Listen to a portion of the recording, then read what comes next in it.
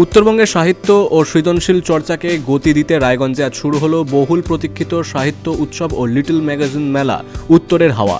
Paschimbanga Bangla academy এবং উত্তর দিনাজপুর জেলা তথ্য ও সংস্কৃতি দপ্তরের যৌথ উদ্যোগে সুরেন্দ্রনাথ মহাবিদ্যালয় প্রাঙ্গণে এই উৎসবের আয়োজন করা হয়, যা চলবে আগামী 7ই ডিসেম্বর পর্যন্ত।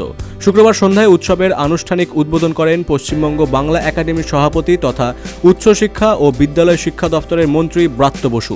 আমরা তো প্রত্যেক বছর মুখ্যমন্ত্রীর কথায় এই সাহিত্য উৎসব উত্তরবঙ্গের কোনো না কোনো জেলায় করি।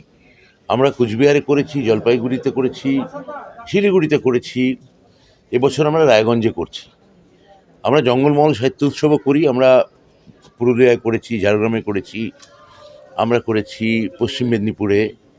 তো এটা আমরা চাই যে গোটা বাংলায় যে সাহিত্যিকরা আছেন তারা বাংলা একাডেমির ছাতার তলায় তাদের একত্রিত হন, এই উৎসবে তারা অংশগ্রহণ করুক এবং কোনো দল, কোনো বর্ণ, কোনো সম্প্রদায় এটা ব্যতি রেখে 3 দিনের এই বৃহৎ উৎসব ও মেলা জুড়ে প্রায় 5 শতাধিক কবি সাহিত্যিক অংশগ্রহণ করবেন। উৎসব প্রাঙ্গণে থাকছে বিভিন্ন আলোচনাচক্র, কবিতা পাঠের আসর, ছোট পত্রিকা প্রদর্শনী এবং বিভিন্ন সাংস্কৃতিক পরিবেশনা। আশা করা হচ্ছে এই উৎসব উত্তরবঙ্গের সাহিত্যপ্রেমীদের জন্য এক মিলন ক্ষেত্র তৈরি করবে। রায়গঞ্জ থেকে রামকৃষ্ণ দাসের রিপোর্ট, বিগ নিউজ বাংলা।